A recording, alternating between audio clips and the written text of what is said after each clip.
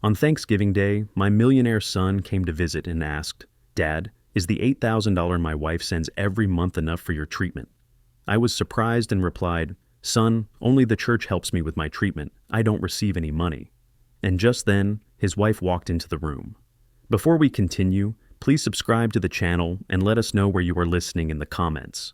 Florence wrinkled her nose the moment she stepped through my front door. "Eugene, look at this carpet. When was this installed? The 1980s. She trailed one manicured finger along the back of my sofa, examining the dust like a health inspector. "And that smell? Porter, have you considered assisted living? They have wonderful facilities now."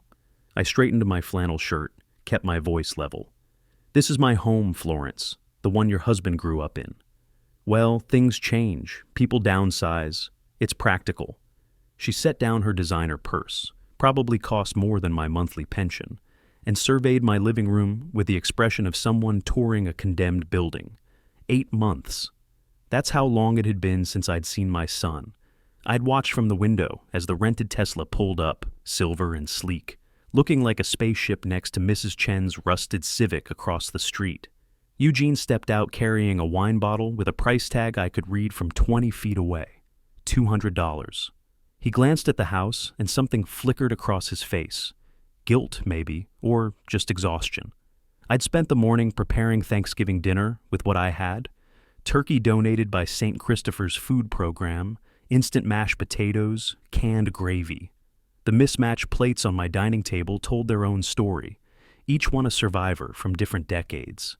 My hands had trembled slightly arranging them, though whether from nerves or my heart condition, I couldn't say.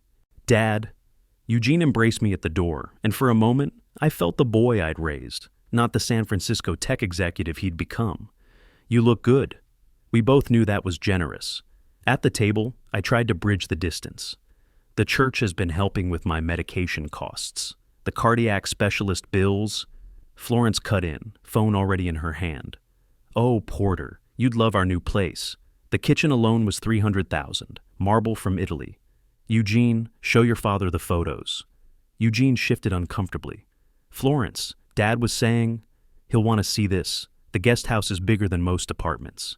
She swiped through images of gleaming countertops and infinity pools, her voice bright with the kind of enthusiasm she never showed for anything in my house. I picked at my turkey, watching Eugene remove his smartwatch and set it beside his plate. The gesture felt symbolic somehow, like he was trying to shed the weight of his wealth, if only for an hour. Florence dominated the conversation, rattling off renovation costs and wine cellar specifications, while my food grew cold. When I mentioned my recent hospital visit, $12,000 for cardiac tests I was still paying off in installments, she barely paused. "That reminds me, we're thinking of adding a home gym, Peloton, full weights, maybe a sauna." Then her phone rang, loud and shrill in my small dining room. Florence jumped, actually jumped, nearly knocking over her water glass. She grabbed the phone like it was burning her palm, checked the screen, with eyes gone suddenly wide. "I need to take this." Her voice had changed, gone tight and thin. "It's the charity board. They're voting on the gala location." Eugene frowned. "On Thanksgiving? Nonprofits don't take holidays, Eugene." She was already standing, already moving toward the hallway. I watched her go. Watch the stiffness in her shoulders, the way she clutched that phone. Something wasn't right. 30 years as a fire chief teaches you to notice when things don't add up, when the scene doesn't match the story. Alone with Eugene for the first time all afternoon, I saw how tired he looked. Not just physically tired, soul tired. The kind of exhaustion that comes from carrying weight you can't name. "Dad." He leaned forward, elbows on the table. "I need to ask you something." The room felt suddenly heavier, the air thick. "The $8,000 Florence sends you every month for your medical care. Is it enough? Do you need more?" My fork stopped halfway to my mouth. I set it down carefully, precisely, the way I'd learned to move at disaster scenes. "What money, son?" Eugene's eyebrows drew together. "The monthly transfers, for your heart medication, doctor visits, all of it." "Eugene." I kept my voice steady, though my pulse had started to hammer. "I don't receive any money from you, not a cent." His face went blank. "That's not possible. I've been sending it for 5 years, every month without fail." 5 years. I did the math instantly, automatically. Eugene, my pension is $2,100 a month. The church gives me $300 for medications. That's all I have. The color drained from his face like someone had opened a valve. But Florence set up the account. She handles all our charitable giving, the Porter Kennedy Trust account. Trust account. The words hung between us like smoke. From the hallway, I could hear Florence's voice, low and urgent, speaking too quickly. Eugene pulled out his phone, fingers moving across the screen. His hands shook slightly. I'm looking at the transfers right now. 60 months, $8,000 each, all marked Porter Kennedy Trust, medical. My chest tightened, a familiar sensation, warning me to breathe slowly, stay calm. But my mind was racing, calculating, investigating. $480,000. That's what Eugene had been sending. That's what I'd never seen. Florence's footsteps echoed in the hallway, growing louder. Eugene stared at his phone screen, then at me. His expression held confusion, disbelief, and something darker creeping in at the edges. Eugene, I said quietly, I've never seen $1 of that money. The footsteps grew louder. Eugene's face had gone white. Florence appeared in the doorway, her face flushed, phone clutched in one hand. What's going on? Her voice came out artificially bright, but her eyes darted between Eugene's pale face and mine. The air in my dining room felt charged, dangerous. Eugene didn't look up from his phone. Florence, explain this. Why is there a trust account in Dad's name that he knows nothing about? Her laugh came too loud, too forced. Porter, sweetheart, you're confused. The account I set up for your medical expenses, remember? I stood slowly, walked to the kitchen, pulled open the drawer where I kept my financial records. The manila folder labeled 2024 Financial sat exactly where I'd filed it last week. I brought it back to the table, spread the bank statements out methodically, pointing to each line. I've never been confused about money, Florence. I was a fire chief. I managed department budgets for 30 years. Pension deposits, $2,100. St. Christopher's Community Fund, $300. Nothing else. Eugene turned his phone screen toward her. I'm looking at 60 months of transfers, $8,000 each, all to the Porter Kennedy Trust account. Florence's hand went to her throat. She set her phone down too carefully on the edge of the table, wouldn't meet his eyes. Of course he received them. Porter, don't you remember signing the paperwork? What's the account number? Eugene's voice had changed, gone hard and flat. Let's call the bank right now and verify. Her fingers found her expensive bracelet, twisted it. It's in Porter's name, so I can't access the details, privacy laws. You just said you set it up. Which is it? I mean, she was talking faster now, tripping over her words. It's an investment account for his future medical needs. The money grows tax-free until he needs it. I never signed any investment account paperwork. I kept my voice level, factual. The pain in my chest was building, sharp and insistent, but I pressed my left hand flat against the table edge, regulated my breathing the way they'd taught me in cardiac rehab. In through the nose, 4 counts. Out through the mouth, 6 counts. Not now. I wouldn't show weakness, not in front of her. Eugene stood, and I'd never seen my diplomatic son look like this. Jaw clenched, finger jabbing toward his wife. The money grows tax-free, then where are the statements? Where's the documentation? Florence's story shifted again. It's for future expenses, major surgeries, the kind of care your father will need as he ages. $8,000 a month for 5 years. Eugene's voice had gone hollow. That's $480,000. I said it quietly, precisely. He turned to me. You knew the exact number. I calculated it the moment you mentioned the amount. Old habit from the fire service. Assess damages immediately. The pain in my chest sharpened. I breathed through it, didn't reach for the nitroglycerin tablet in my pocket. 30 years of running into burning buildings had taught me not to show fear, not to reveal vulnerability when predators were watching. Florence's eyes were wet now, mascara starting to smudge. You're both ganging up on me. I've done everything for this family. Your father is old. He forgets things. He just calculated 5 years of transfers in his head. Eugene's voice cut through her tears like a blade. He's not the one who's confused. Fine. Her voice went shrill, desperate. You want to believe him over your wife? The woman who gave you a daughter? Eugene moved between us physically, his body blocking her line of sight to me. "Don't you dare use Emily in this. Where is the money, Florence?" The silence stretched. Florence touched her bracelet again, that nervous tell. When she finally spoke, her voice had changed completely, gone cold and venomous. "You'll regret this, old man. Both of you." I gripped the table edge harder. The pain was subsiding now, my breathing technique working. Eugene noticed anyway. "Dad, are you okay?" "I'm fine," I straightened. "Eugene, take her and leave. You need time to process this." "I should stay." "No, go to a hotel. Check the account records. Tomorrow, we'll talk about what happens next." Florence grabbed her designer purse, fumbled with the clasp. Eugene took his jacket but left the wine bottle on my counter, that $200 symbol of a different world. At the door, he embraced me, whispered in my ear, "I'm sorry, Dad. I'll make this right." I stood in the doorway, watching the Tesla's taillights disappear down my street, red dots fading into the November darkness. Then I closed the door, locked it, leaned against it until my heart rate settled. The house felt different now, quieter, colder. But my mind was working, turning over the facts like evidence at an investigation scene. $480,000, 5 years of theft. Florence's panicked phone call, her contradictory stories, her threats. I walked back to the dining room, gathered the bank statements, spread them across my coffee table. Outside, the streetlights flickered on. Mrs. Chen's living room glowed warm across the street. Somewhere down the block, a dog barked. I'd spent 30 years figuring out how fires started, tracing burn patterns, analyzing accelerants, reconstructing timelines from ash and char. Now, I needed to understand how my money disappeared, where it went, who else knew, and how to get it back. Friday morning came cold and gray. I sat at my dining room table, the same bank statement still spread before me, now joined by a yellow legal pad covered in notes.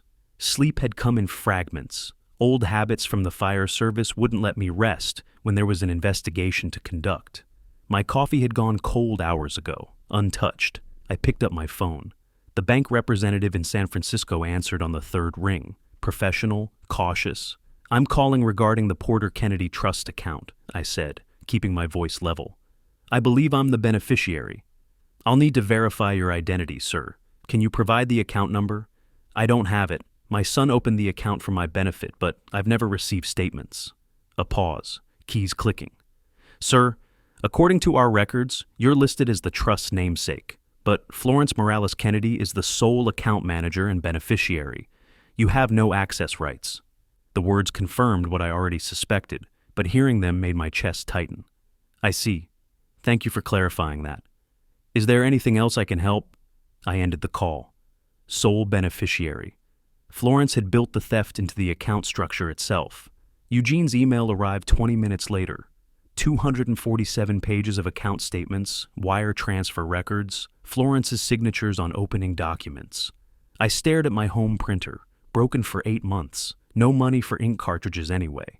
The library opened at 10. The walk took 15 minutes. November wind cut through my thin jacket, the one I'd worn since selling my winter coat last year to pay the electric bill. The free library branch on Frankfurt Avenue smelled like old books and floor polish. I waited while the printer churned out page after page, watching the counter climb. 247 pages at 10 cents each, $24.70. I counted out exact change from the jar I kept by my front door, mostly quarters, some dimes, 3 crumpled dollar bills. Back home, I spread the pages across my living room floor, organized them chronologically, marking patterns with highlighters I'd bought at the dollar store, yellow for withdrawals, pink for transfers, green for Florence's personal account deposits. The pattern emerged like fire origin points in an arson investigation, clear, deliberate, systematic. My old laptop took 3 minutes to boot up. I opened a spreadsheet, started entering data. Each transaction got categorized: personal luxury, travel, entertainment, golf club, unknown. Decades of managing fire department budgets made the work automatic. My fingers remembered how to build case files. The numbers told a story Florence never wanted anyone to read. Her mess purchases, $47,000. Jewelry from Tiffany, $63,000. Pacific Heights. Golf club membership, $85,000 initiation, plus $12,000 annual dues for 4 years, $3,000 to $5,000 withdrawals every few weeks, always to her Chase account. None of it, not a single transaction, went toward medical expenses. Saturday, Eugene called. His voice sounded hollowed out. "Dad, I found something else. Documents in Florence's home office." "What kind of documents?" "Property transfer papers for your house to Clara Morales." I went still. "When?" "Last November. They're dated November 15th, 2023. There's a note in Florence's handwriting. P wouldn't sign, follow-up required." I remembered those papers. Florence had brought them during a brief visit, barely stayed an hour, said they were Medicare qualification forms that I needed to sign for better prescription coverage. I'd started reading, got confused by the legal language, set them aside. She'd left without mentioning them again. "I still have them," I said. "In my drawer, unsigned." Eugene exhaled sharply. "If you'd signed, you would have lost your house." She tried to take everything. My voice came out flat, cold. The money, the house, what else? "I'm going through everything now. There's more, Dad. I know there's more." Sunday morning, I realized I hadn't seen Clara in days. She usually emerged from the guest room around 8, criticizing my breakfast or complaining about the heating. I knocked on her door. No answer. Checked inside. Her expensive luggage still there, designer clothes hanging in the closet, makeup covering my deceased wife's old dresser. But Clara herself was gone. On the kitchen counter, half hidden under a grocery store flyer, I found a note in her precise handwriting. Visiting Florence in California for the week. She'd left the day after Thanksgiving.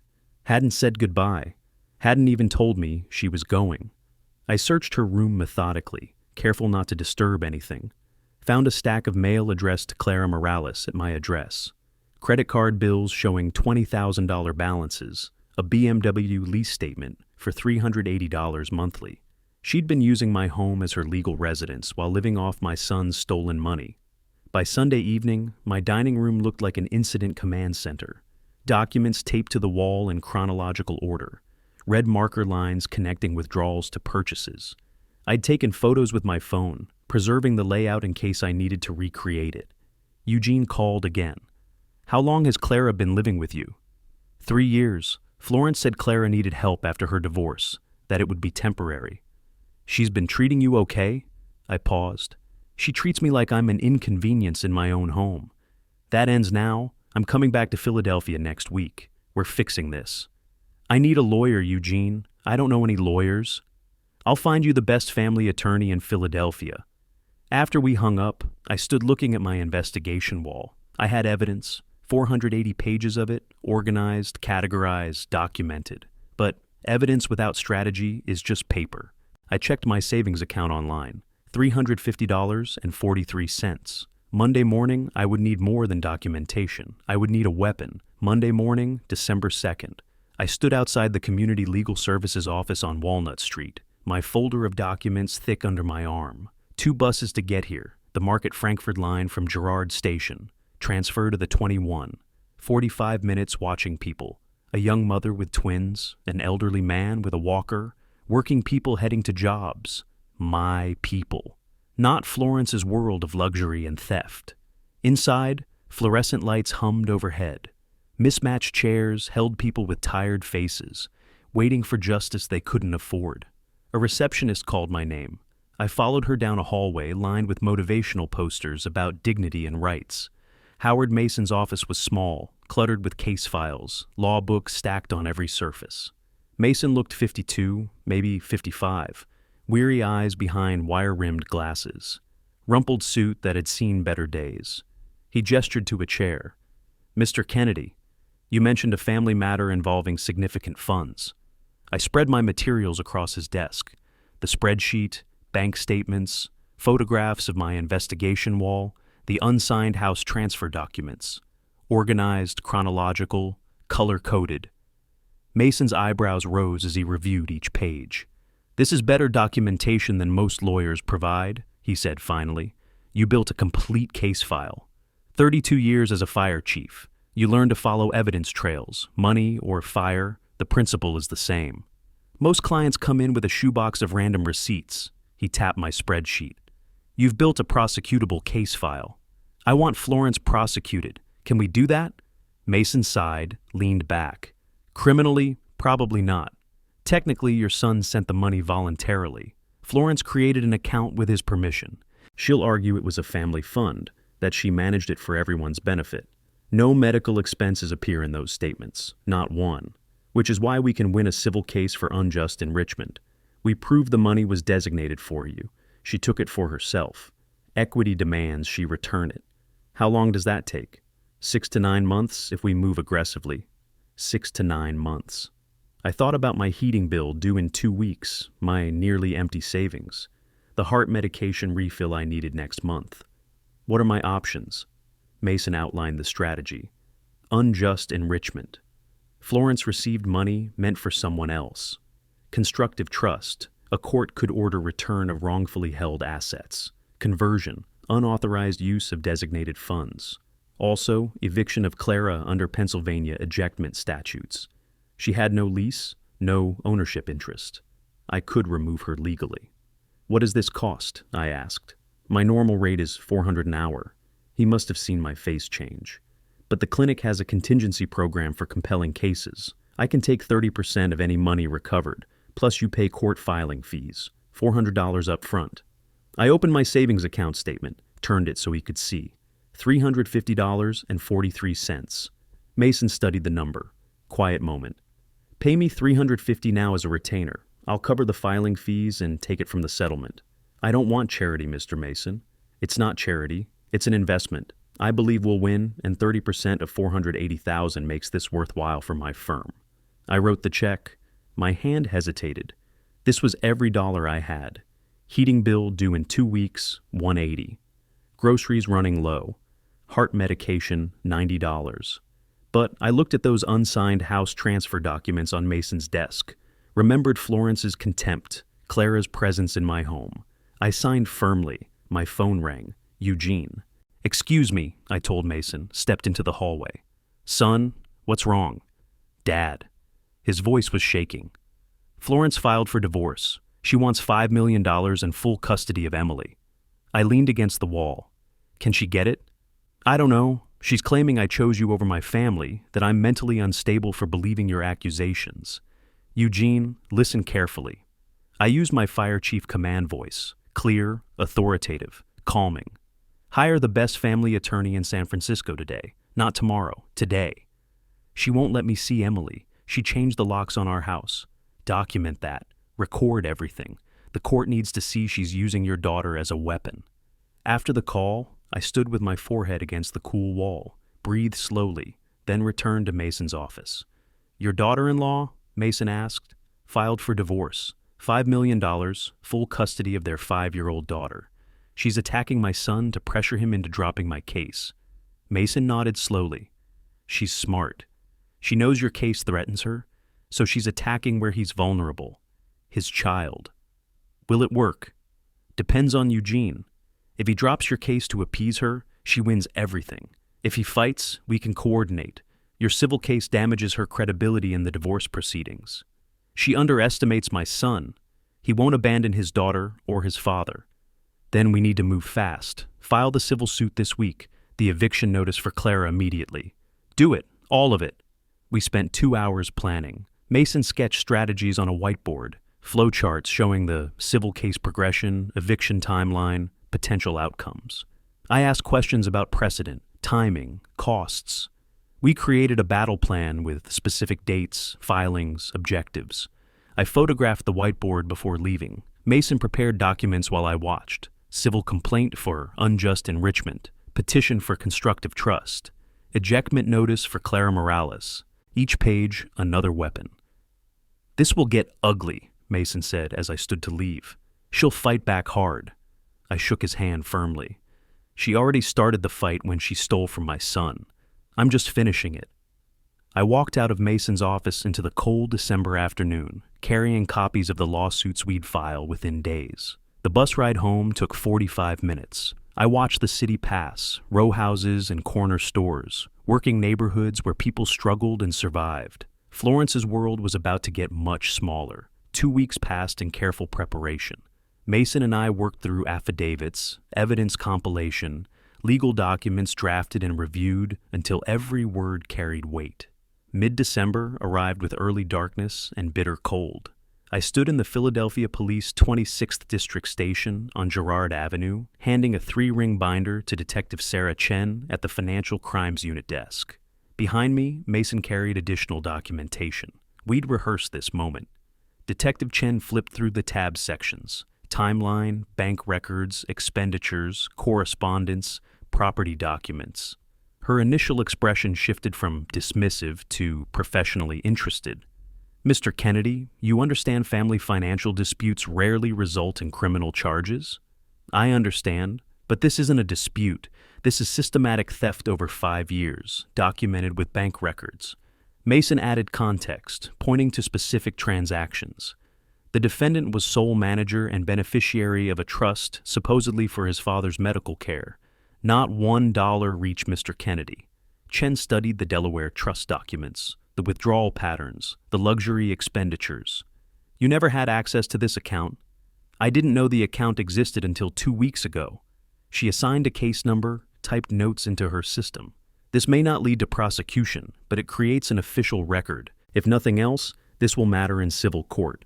3 days later, a process server delivered our civil lawsuit to Florence in San Francisco.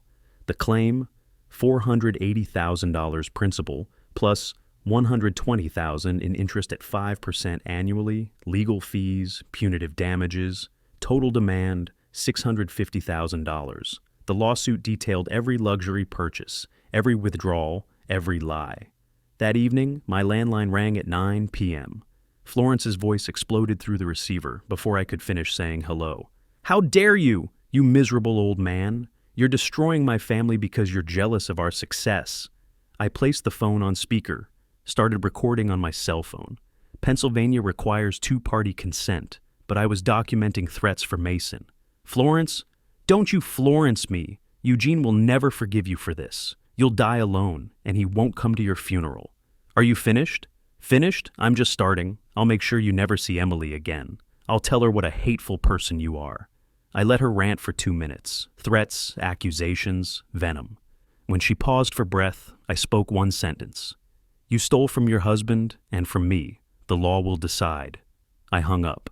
The phone rang again immediately.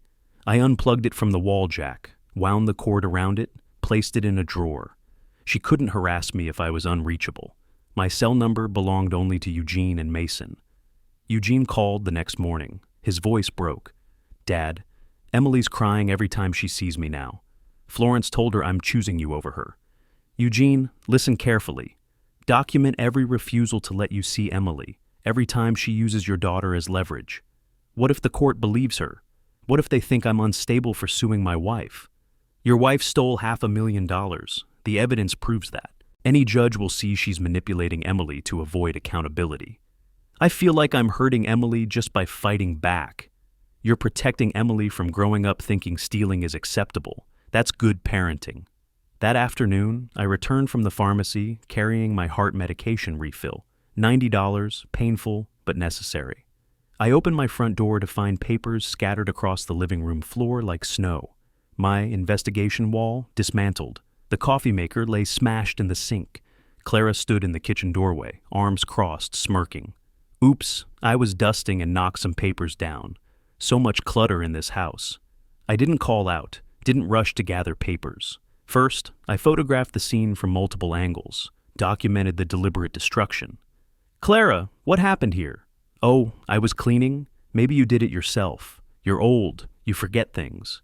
You'll be hearing from my attorney about your eviction date." "This is my home too. Florence said I can stay as long as I want." "Florence doesn't own this house. I do. And you have no lease." I gathered my most critical documents, originals of the unsigned house transfer, personal bank statements, pension papers. Carried them to my bedroom with my laptop. From the closet, I retrieved an old fireproof document box from my fire chief days. Locked everything inside. I texted the destruction photos to Mason. "Need eviction papers filed immediately." His response came within minutes. "Filing tomorrow morning." That night, I lay on my bed fully clothed, hands behind my head. Clara could destroy copies. The originals were safe. Let her think she'd won this moment. Another text from Mason arrived.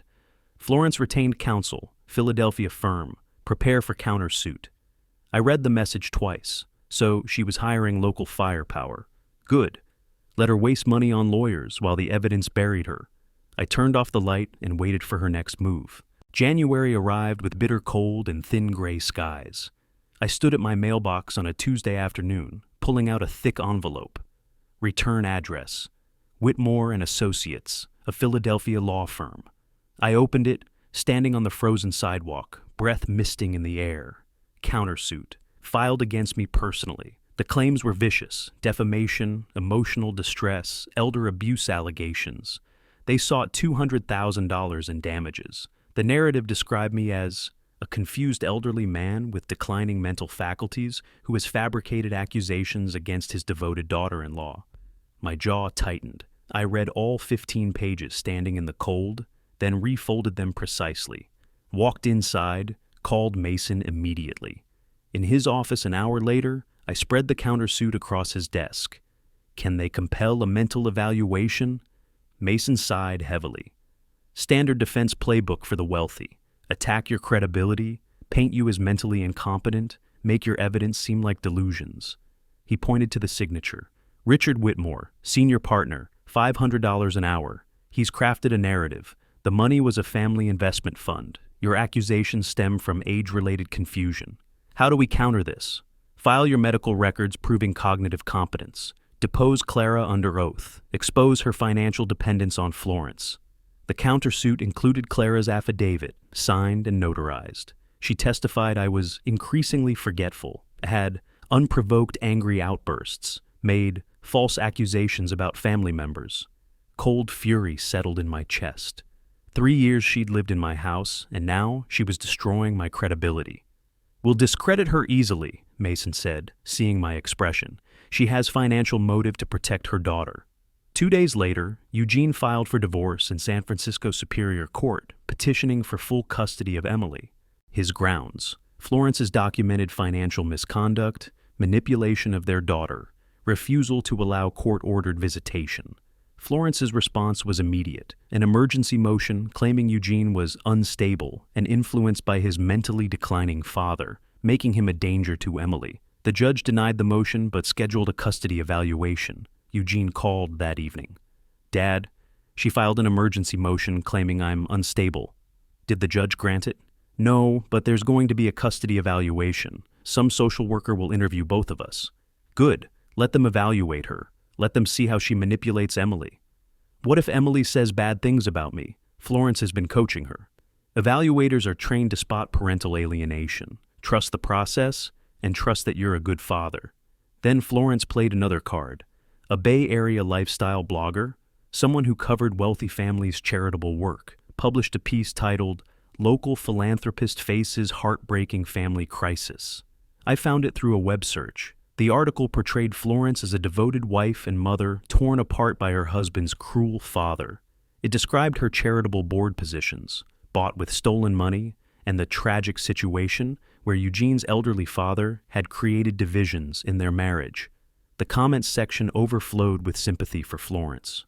I showed Mason the article. He nodded grimly. Media manipulation. She's building public narrative to pressure Eugene. But it also helps us. How? Jury trials aren't won with spreadsheets alone. They're won with pictures that make people angry. We need visual proof of the luxurious lifestyle those withdrawals funded. Photos of her Hermès collection, jewelry, the golf club, the Napa villa. Eugene has access to their home. It's time to document everything. I called Eugene that night. You still have keys to the house? Technically, why? Go there when Florence is out. Photograph everything. Her closet, jewelry, purchase receipts, anything that shows where the money went. Isn't that illegal? It's still your residence. You have legal right to access your own home. 3 days later, Eugene uploaded files to a secure cloud folder. I sat at my laptop reviewing them with Mason. Florence's walk-in closet, 40 Hermès bags lined up like trophies, designer shoes still in boxes, jewelry on velvet trays, her office safe, code was Emily's birthday, contained membership certificates, purchase receipts, bank statements. Retail value of those bags alone, Mason said, probably $200,000. Meanwhile, I returned home to find Clara cooking in my kitchen, using my groceries, making elaborate meals she'd eat alone while I got whatever remained. She smirked when she saw me. "How was your day, Porter?" I walked past her to my room without answering. Won't engage, won't give her ammunition for another affidavit about aggressive behavior. Mason arranged a cognitive assessment at Pennsylvania Hospital. I sat through 2 hours of memory tests, logic puzzles, psychological evaluations. The neuropsychologist, Dr. Elizabeth Warren, was thorough, professional. When she finished, she delivered her conclusion. "Mr. Kennedy, you scored exceptionally well. No signs of cognitive decline, dementia, or mental instability. Your memory is excellent, reasoning skills intact. In fact, your scores are above average in several categories. Can you put that in writing? I'll prepare a detailed report for your attorney." I carried the notarized medical report to Mason's office personally, handed it over with quiet satisfaction. That evening, Mason called. "Discovery phase begins next week. We'll depose Clara and subpoena Florence's financial records." I looked at the photos Eugene had sent. Bags worth more than my annual pension, jewelry that could have paid for years of medical care. The evidence was building into an avalanche. Let her lawyers spin their stories. The truth was documented, notarized, and photographed. I just needed patience. February brought ice storms and power outages to Philadelphia. I sat in Mason's conference room, watching him spread documents across a long table like battle plans. Discovery phase had begun, the legal process where both sides must share evidence. Mason had subpoenaed Florence's complete financial records from the past 5 years. Eugene, working with his divorce attorney in California, had legal authority to access joint accounts. Together, they'd compiled what Mason called a financial autopsy. Mason brought in Gerald Morrison, a forensic accountant who specialized in fraud cases. Morrison was 58, meticulous, wore reading glasses on a chain. He spent 3 days analyzing the trust account statements, Florence's personal credit cards, Eugene's bank records. His report was 47 pages long. I sat at Mason's conference table while Morrison presented his findings. He pointed to specific transactions with a pen, explaining patterns I'd already noticed but couldn't prove with professional certainty. "Mr. Kennedy, in 30 years of forensic accounting, I've rarely seen such blatant misappropriation. Every dollar is documented. Is the evidence sufficient for court? Sufficient? It's overwhelming. The trust account received exactly $480,000. Not a single withdrawal correlates to medical expenses. Every transaction went to luxury goods and services." Mason leaned forward. "Can Florence claim any legitimate use of these funds?" "She could try, but the spending pattern is unambiguous. Personal enrichment, zero healthcare costs." The breakdown was damning. $47,000 on Hermes purchases, $63,000 on jewelry, $85,000 for golf club initiation, $48,000 in membership dues over 4 years, $52,000 on spa and beauty treatments, $91,000 on luxury travel, $94,000 on restaurant and entertainment expenses. Every transaction categorized, dated, documented. Late February, Eugene called with another discovery. His voice sounded hollow, broken. "Dad, I found emails. Florence. She wrote terrible things about you, about me. Send them to Mason. She called you senile, called me a fool, said I work like a slave while she spends our money. Eugene, listen. Her words prove our case. They show consciousness of wrongdoing, contempt, deliberate deception. I feel sick reading them." The emails arrived that afternoon. I printed them at the library, 138 pages, costing me $13.80. Sat at a library table for 2 hours, reading methodically, highlighting key phrases. One email to her friend Stephanie from June 2023. "Eugene actually believes I'm sending his father $8K monthly. The old man is too proud to ask his son for money directly, so he has no idea. Meanwhile, I just bought my 4th Birkin. My fool husband works 80-hour weeks while I shop. Easy money." I read those words sitting alone at that library table. My hands stayed completely steady, despite the rage building inside. Another email to Clara from November 2024. "The senile old man almost figured out the property transfer. Thank goodness he can't read legal documents properly. When he dies, Eugene will inherit, and what's Eugene's is mine. Patience. I saved the file, forwarded everything to Mason, then sat in silence for 10 minutes. They'd given me everything I needed. Early March, Mason filed the ejectment action against Clara, legal term for eviction of someone with no right to occupy property. I provided documentation. Sole owner since 1987. Deed in my name only, no lease agreement, no written permission, no rent payments. Clara's response, filed through Whitmore, claimed an oral agreement where I had promised her a home for life in exchange for caregiving services. I nearly laughed. Clara's caregiving consisted of criticizing my housekeeping and eating my groceries. Mason also subpoenaed records from St. Christopher's Community Fund. Pastor Michael Reynolds provided an affidavit. I'd received $300 monthly assistance for medication costs since January 2023. I'd applied for help because my pension couldn't cover both living expenses and cardiac medication. The church verified my financial need through bank statements. No evidence of any trust account or family support. This destroyed Florence's claim that trust money was being properly used for my care. 3 days after Clara was served with eviction papers, I returned home to find my mailbox stuffed with garbage, coffee grounds, banana peels, torn papers. I didn't clean it immediately. First, I photographed it from multiple angles, texted the images to Mason. Defendant destroying property owner's mailbox. Witness harassment. Then I cleaned up wearing dish gloves, bagged everything as potential evidence. Clara watched from the living room window, arms crossed. I didn't look at her. At home, I created another physical timeline on my dining room wall, larger, more detailed this time. Used red string to connect Florence's purchases to specific dates when Eugene sent trust account payments. The visual pattern was undeniable. Eugene sends $8,000 connected to Florence buys $12,000 handbag 3 days later. Morrison later told Mason, "Your client has the mind of an investigator. He should have been an accountant." Late March, Mason called. Hearings start next month. First the eviction on April 15th, then the civil case preliminary hearing, April 22nd. Are you ready? I looked at my evidence timeline on the wall, the red strings connecting theft to luxury.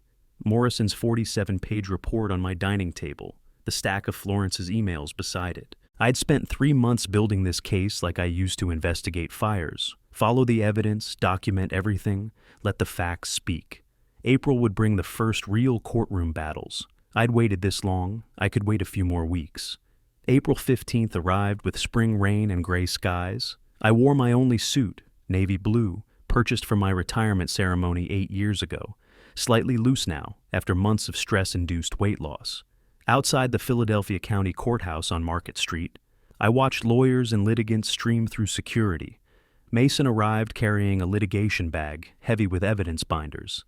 Eviction hearing first, courtroom 306 at 10 o'clock. Then we prepare for the civil case preliminary hearing next week. I straightened my tie, followed him inside. Security checked my bag, notebook, pen, nothing else.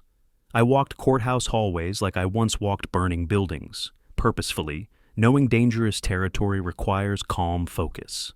Judge Patricia Holloway presided over the eviction hearing, mid-50s, no nonsense, 20 years on the bench. Clara sat with Whitmore, wearing an expensive dress bought with Florence's stolen money. She testified first, claiming I'd begged her to move in, promised a home for life, in exchange for helping with my declining health. I watched her lie smoothly, almost believed herself. Then Mason presented evidence, text messages from 2022, where Florence asked if Clara could stay a few months, my response agreeing to a temporary arrangement, 0 written lease agreements. When I took the stand, I sat straight, hands folded, spoke directly to Judge Holloway. I purchased this house in 1987 for $89,000. I raised my son there. After my wife passed, I lived alone until Florence asked if her mother could stay temporarily. That was 3 years ago. I want my home back. No emotion, just facts. Mason presented my house deed. Sole owner, no other names ever on title.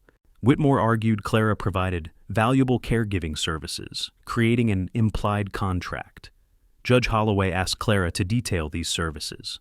Clara stammered, Cooking meals, light housekeeping, companionship. Did you administer medications? The judge asked. No, but assist with bathing, dressing, medical appointments? Well, no, he can do those things himself. Then you were a housemate, not a caregiver. And you paid no rent for 3 years? No rent, Judge Holloway ruled from the bench. Mr. Kennedy is the sole property owner. Ms. Morales has no lease, no written agreement, and insufficient evidence of any oral contract. The court finds no legal right to occupancy. Ms. Morales must vacate by June 1st. Mr. Kennedy may change locks after that date. Ms. Morales will pay Mr. Kennedy $150 in court costs. Clara stood, face red, pointed at me. You'll regret this. You'll die alone, and no one will care. The gavel cracked down. Ms. Morales, another outburst, and you'll be held in contempt. This hearing is concluded. I exited calmly, found Clara in the hallway, screaming at Florence on her phone. He's throwing me out. You said this wouldn't happen.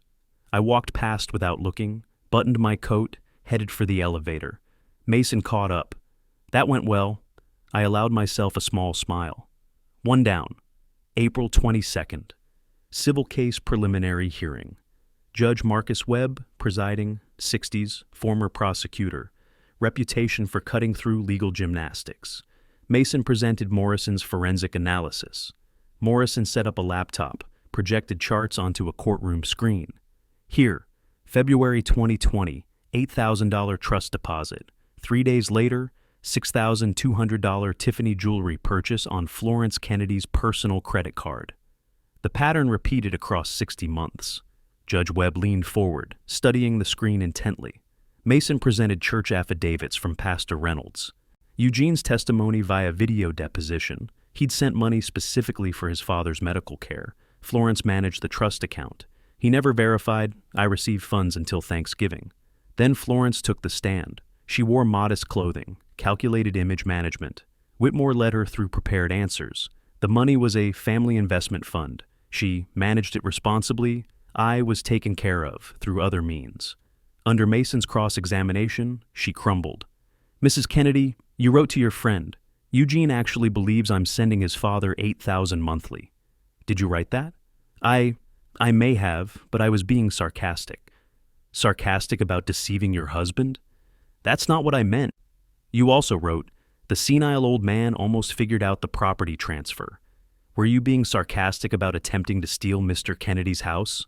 Her voice broke. I wasn't trying to steal anything. Those documents were just estate planning. Estate planning without the property owner's informed consent? Mrs. Kennedy, you've testified the money was for family purposes. Show the court one medical expense for Porter Kennedy. Silence. Then, I don't have those records with me. Because they don't exist. She contradicted herself twice more under questioning. By the time Mason finished, Florence was near tears. We exited the courthouse under clearing skies. Mason assessed, Judge Webb is leaning our way. Florence's testimony damaged her credibility severely. Whitmore will probably advise settlement. 2 victories in 1 month. Clara would be gone in 6 weeks. The civil case was progressing exactly as planned. I walked to the bus stop, feeling the weight of 3 months' evidence gathering paying off. The momentum had shifted. Now came the final phase, watching everything collapse around Florence. May passed in endless depositions and legal motions, each week stretching longer than the last. Then early June brought the call I'd waited for. Mason's voice carried satisfaction even through the phone line, a warmth I'd rarely heard in our professional exchanges. Judge Webb issued his ruling. We won. Everything. I sat at my kitchen table, pen frozen over a crossword puzzle I hadn't been able to concentrate on for weeks. The clues blurred into meaningless words, my mind too occupied with waiting, calculating, preparing for any outcome. Outside, Philadelphia summer heat shimmered off the pavement, making the air thick and heavy. Inside, the moment I'd built toward for 7 long months finally arrived. Tell me, I said, my voice steadier than I felt. Mason emailed the decision immediately. I drove to the library, my old car protesting in the heat, and printed it standing at the machine while it churned out page after page. 23 pages total. I read every single word right there in the library, standing by the printer, oblivious to the other patrons moving around me. The defendant systematically misappropriated funds designated for the plaintiff's medical care over a period of 5 years.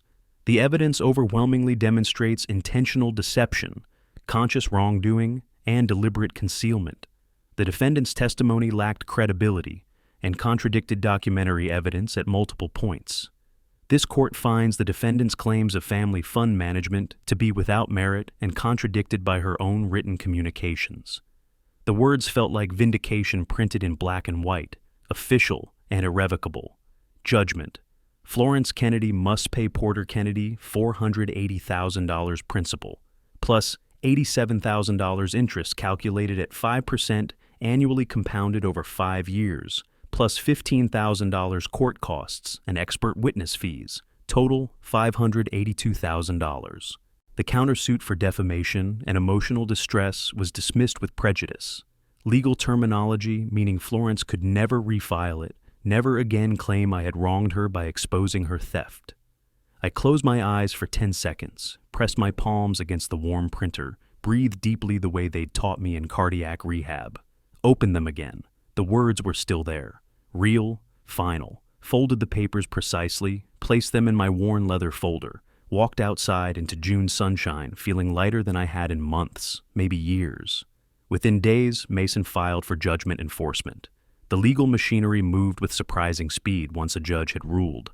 The court issued orders freezing Florence's bank accounts, every checking account, savings account, investment account in her name. She had $243,000 in various accounts, seized immediately, transferred to the court's control pending distribution to me. A second order required her to liquidate luxury assets to satisfy the remaining judgment. The Hermes collection she'd displayed like trophies, the jewelry she'd worn to charity galas bought with my stolen money, the golf club membership that had cost more than most people earned in a year, those 40 designer bags, appraised at $198,000 total, the jewelry from Tiffany and other high-end stores, $141,000. The Pacific Heights Golf Club membership she'd bragged about in her emails. She had to resign immediately, forfeiting the $85,000 initiation fee entirely. The Napa Villa was untouchable, in Eugene's name alone. The prenuptial agreement he'd wisely insisted on 5 years ago protected his pre-marriage assets, but Florence's personal treasures, every item bought with money meant for my medical care, would be auctioned to satisfy my judgment. I imagined her receiving those notices, watching her carefully curated lifestyle dismantled piece by piece. I felt no guilt about it. Late June, Eugene called with different news. His voice broke immediately. "Dad, the custody evaluator's report came back. I got full custody. Florence only gets supervised visits." I sat down slowly in my kitchen chair, the relief washing over me like cool water. "Emily's safe with you. That's what matters most." The evaluator wrote that Florence showed concerning patterns of parental alienation, that she coached the child's responses, and prioritized her own interests over the child's emotional well-being.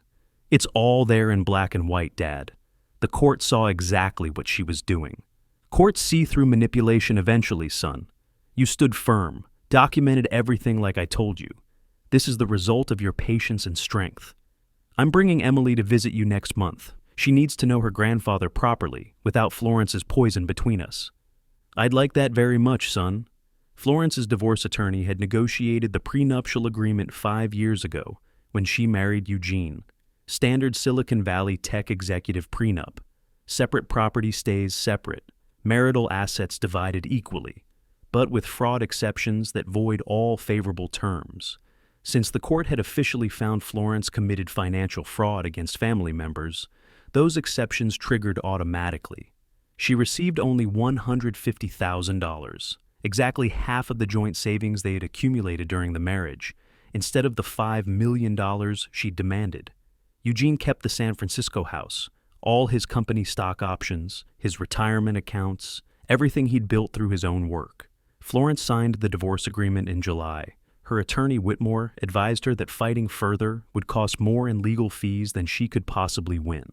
The fraud judgment destroyed any sympathy a judge might have had for her position. Mid-July, I received a check from the court, $200,000, the first distribution from Florence's seized accounts. I held it carefully, this rectangle of paper representing justice quantified in the dollars and cents. Drove to my local bank branch, walked inside with hands that shook slightly despite my attempts at control. I stood in line behind a young mother depositing her child's birthday money, an elderly man cashing his Social Security check. Regular people, my people, living regular lives. When my turn came, I slid the check across the counter to the teller who'd processed my modest pension deposits for 8 years. Her eyes widened. "Mr. Kennedy, I'll need to get the manager to verify this amount." "I understand. I'll wait." The manager came out, examined the check, saw the court seal, the official signatures. She smiled at me with genuine warmth. "Congratulations, sir. This is quite a windfall." "Justice," I corrected gently. "Not a windfall. Justice." They processed the deposit. My account balance, which had hovered around $47 for months of this legal battle, jumped to $200,047. I received a receipt, folded it carefully into my wallet next to my fire department retirement ID card, 2 pieces of paper representing who I'd been and what I'd accomplished. Mason called that evening, his voice carrying professional satisfaction. More payments will follow as Florence's luxury goods sell at auction. Full judgment satisfaction expected by September at the latest. I visited Mason's office the day after the ruling. He had champagne waiting, grocery store brand, nothing expensive, which somehow made it more appropriate. He poured 2 glasses. I raised mine in the toast, but didn't drink, just held it. He knew about my heart medication interactions. Mason laughed warmly. "Just hold it then. Old. The gesture counts." We spent 2 hours discussing enforcement strategy, asset seizure procedures, payment schedules, collection timelines. What happens if Florence tried to hide assets or declare bankruptcy? I asked questions about every step, wanting to understand the complete machinery of justice grinding Florence into accountability. This was my fire chief training. Understand the system, know every component, anticipate every variable. June 1st, Clara's court-ordered eviction deadline, I changed all my locks. She'd already moved most of her belongings to California over the previous week, fleeing to live with her equally disgraced daughter. But she'd left debris deliberately, garbage stuffed in closets, broken dishes hidden in cabinets, a final petty act of spite. I spent that entire day cleaning, bagging trash, scrubbing surfaces she'd contaminated, found sticky residue on my kitchen counters, stains on the carpet, evidence of 3 years of disrespect for my home. By evening, exhausted but satisfied, my house was truly mine again for the first time in 3 years. I sat in my living room, quiet, empty, peaceful, and felt the silence like a blessing. Made myself scrambled eggs and toast, ate at my own table without criticism, without hostility, without someone watching me with contempt. Small victory, but sweet as summer air. Early July, Eugene flew to Philadelphia with Emily for their first long weekend visit. I picked them up at the airport, my 14-year-old Honda still running, despite its age, and the check engine light that had been on for 2 years. Emily burst through the arrival gate and saw me waiting. She ran, no hesitation, no fear, no traces of Florence's poison in her bright 5-year-old face. I lifted her, my back protesting loudly, but I ignored every twinge. She weighed almost nothing and everything simultaneously. She chattered immediately about kindergarten, about her room at Daddy's house, about a book she was reading, about everything except her mother. Smart kid, resilient kid. Mason called with the final accounting numbers.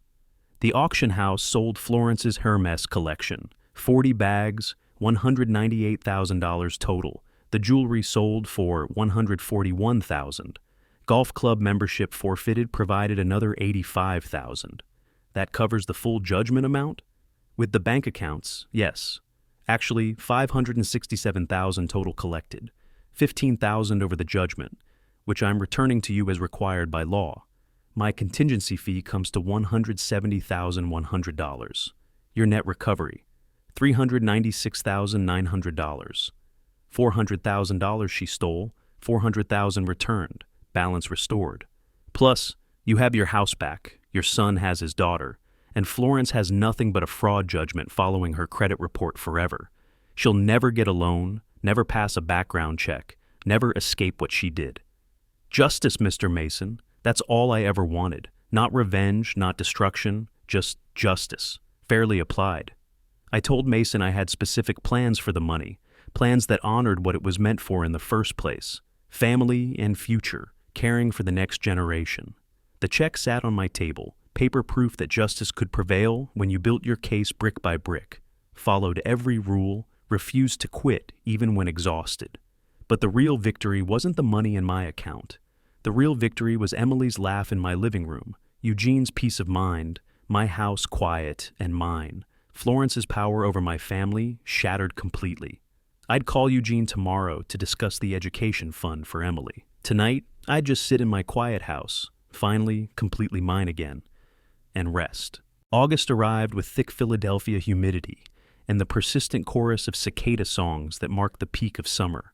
I sat on my front porch, the same porch where this entire journey had begun 9 months ago on that terrible Thanksgiving afternoon, watching neighborhood kids bike past on their way to the corner store, their laughter carrying on the heavy air. My porch had a fresh coat of paint, gleaming white in the afternoon sun. First money I'd spent from the judgment. $380 for supplies from the hardware store, then 3 full days of work doing it myself. Scraping away the old, flaking paint felt symbolic, removing the evidence of neglect, of years when I couldn't afford such luxuries, when every dollar went to survival. Each brushstroke was meditation, reclamation, restoration. The house behind me was truly mine again in every sense. Clara's hostile presence erased completely, new locks installed on every door, every room cleaned and reclaimed. No more finding garbage in my mailbox, no more criticism about my cooking, no more feeling like an unwelcome guest in my own home. On the small wicker table beside my chair sat a thick folder from Mason, final accounting documents, estate planning paperwork, and a cashier's check for the remaining judgment balance. Everything in perfect order, everything finally resolved. Early August, I'd met with Mason and an estate planning attorney he recommended, Margaret Chen, a sharp woman in her 40s who specialized in protecting assets for retirees. We spent 3 hours in her office creating an irrevocable trust. My house would transfer to the trust structure upon my passing, with Eugene and Emily listed as the sole beneficiaries. This legal barrier would prevent any future attempts by Florence, her creditors, or anyone else from making claims against the property that had been in my family for 38 years. I also updated my will with meticulous care. The remaining judgment money, every dollar of my net recovery, would fund an education trust for Emily, managed by Eugene as trustee until she turned 25 years old. Mr. Kennedy, this trust structure creates an impenetrable legal barrier protecting the house from any future claims, Margaret Chen had explained, her fingers tracing the organizational chart she'd drawn. Upon your passing, ownership transfers directly to the named beneficiaries through the trust vehicle. It bypasses probate entirely. Can Florence contest any of this? I'd asked, needing to hear the answer, even though I'd already researched it myself. An irrevocable trust is extremely difficult to challenge under any circumstances. Combined with the fraud judgment of public record against her, she would have absolutely no legal standing. Any attorney she consulted would advise her not to waste her money trying. I'd signed those documents with the same careful precision I'd once used to sign fire investigation reports after 32 years in the department. My signature, witnessed and notarized, protecting my family's future. The documents went into my old fireproof document box that same evening, stored safely with my pension papers and the deed to the house. Through Eugene, I'd learned the specific details of Florence's current circumstances, not from any sense of satisfaction or vindictive pleasure, but from the practical need to ensure she couldn't threaten my family again. Knowledge was protection. Understanding her limitations gave me peace. She lived in a 1-bedroom apartment in Oakland, California, in a neighborhood far removed from the wealthy enclaves she'd once frequented.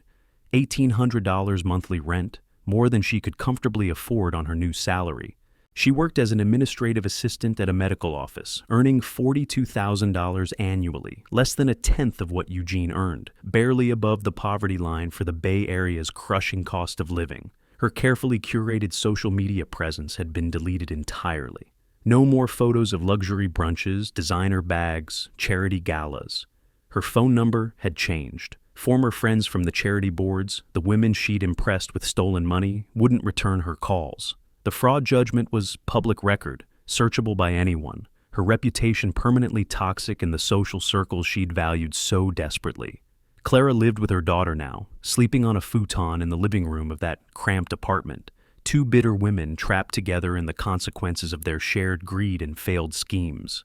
Apparently they fight constantly, Eugene had told me during one of our regular phone calls.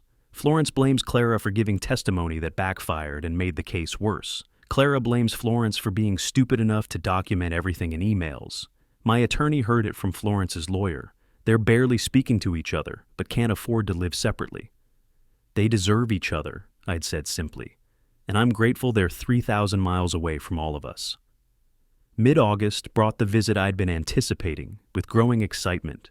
Eugene and Emily flew in for a long weekend, planned weeks in advance with the careful coordination of a father managing custody schedules and a grandfather preparing for precious time with family.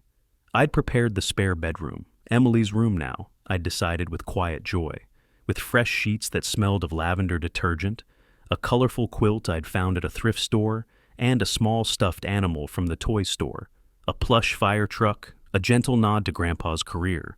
When Emily discovered it on her pillow, her face lit up with pure delight that made my chest ache with happiness. Saturday, we spent the day at the Philadelphia Zoo. Eugene drove us in his rental car, but I navigated, pointing out landmarks, sharing stories of bringing Eugene here as a child decades ago. Emily ran between exhibits with boundless energy, holding both men's hands, asking endless questions that revealed her sharp, curious mind. I walked slowly through the zoo paths, my pace limited by age and my heart condition, the same condition Florence had used as an excuse to steal, but Emily matched my speed without complaint or impatience. She seemed content to be with us, unburdened by the weaponized anxiety Florence had tried to instill.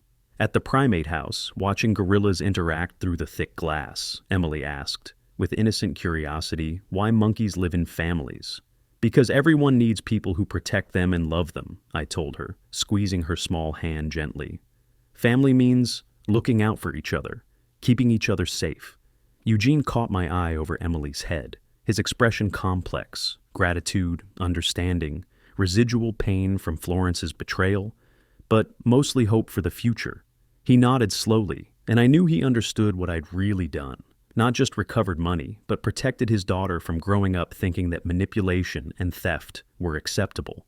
Sunday morning on the porch, in the golden light of early day, I taught Emily to use my old binoculars, Bushnell brand, purchased in 1994 when Eugene was a teenager, still perfectly functional. I showed her how to adjust the focus wheel, how to stay still so the birds wouldn't startle, how to identify different species by their colors and behaviors. That's a cardinal. See the bright red one? That's the male. The brown one next to him is the female. They mate for life and stay together year-round.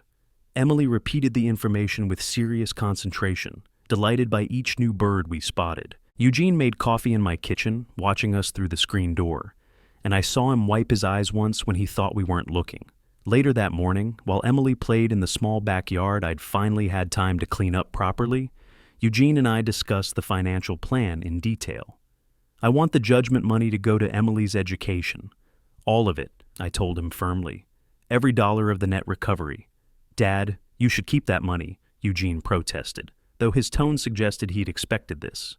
You earned it. You fought for it. You deserve to enjoy it. I fought to expose theft and protect my family, I corrected him gently. The money was always supposed to help the next generation. It still will, just differently than Florence intended. Emily's education is the right use. It's what your mother would have wanted.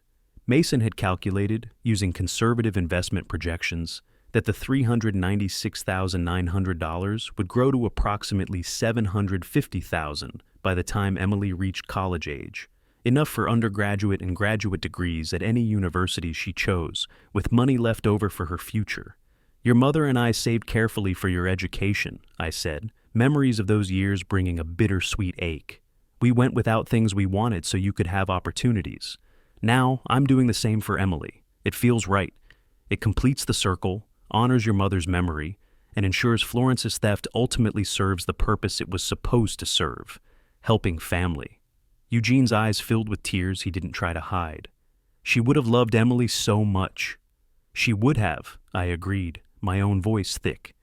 And she'd absolutely approve of this plan. I know she would. Sunday evening, as the sun began its descent and the air finally cooled slightly, I drove them to the airport in my old Honda. Emily fell asleep in the back seat, exhausted from 2 days of adventure and activity, her stuffed fire truck clutched in her arms.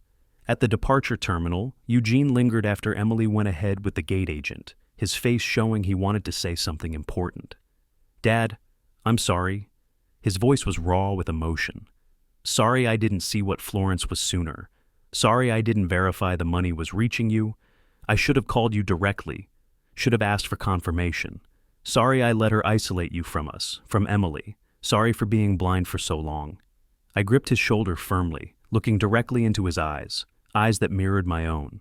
"Eugene, listen to me. You trusted your wife? That's not a character flaw. That's the foundation of marriage. You're supposed to trust your partner. When you learned the truth, you didn't make excuses, you didn't try to protect her, you didn't ask me to drop the case. You stood by what was right even when it cost you your marriage and made everything harder. That's who you are. That's the man I raised. I'm proud of you, son." We embraced tightly, and I felt his shoulders shake slightly. He walked toward security, stopped at the checkpoint, turned back one final time, waved. I waved back, watching until he disappeared completely from view, then drove home through August twilight with the radio playing softly. Back on my porch as darkness fell and streetlights flickered on, I held a photograph Eugene had texted me from the zoo visit, him and Emily laughing at the penguin exhibit, both their faces bright with genuine joy. The evening air was warm and thick, cicadas singing their persistent August song, neighbors calling to each other from their own porches. My house, my peace, my family, all restored not through luck or grace, but through patience, systematic evidence gathering, and absolute refusal to surrender to injustice even when exhausted. The fight was over. Justice had prevailed. Not because good always wins in some fairy tale fashion, but because I'd built an unassailable case brick by methodical brick, followed every legal rule precisely, documented everything obsessively, and trusted the system to work when given truth. I set the photo on the table next to my empty coffee mug, closed my eyes, and listened to my quiet street, the sound of ordinary life, peaceful life, life without fear or hostility. This was real victory, not Florence's destruction, though that had happened as natural consequence. Not revenge, though some might call it that. This victory was my family's protection, Emily's secure future, Eugene's freedom from manipulation. This was peace earned through perseverance. This was justice properly served. I sat on my freshly painted porch in my reclaimed home, surrounded by the sounds of a Philadelphia summer evening, and finally rested. If you like this story, please like this video, subscribe to the channel, and share your impressions of this story in the comments. To listen to the next story, click on the box on the left. Thank you for watching,